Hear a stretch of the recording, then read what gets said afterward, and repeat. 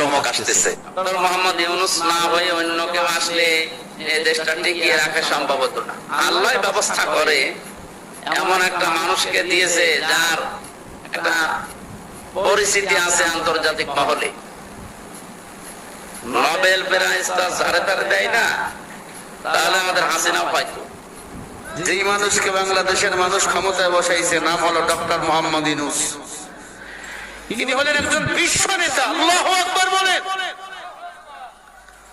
ব্যাংককে একটা বৈঠক হয়েছে, সেখানে নরেন্দ্র মোদী ডক্টর ইউনূসের সাথে সাক্ষাৎ করতে গেছে।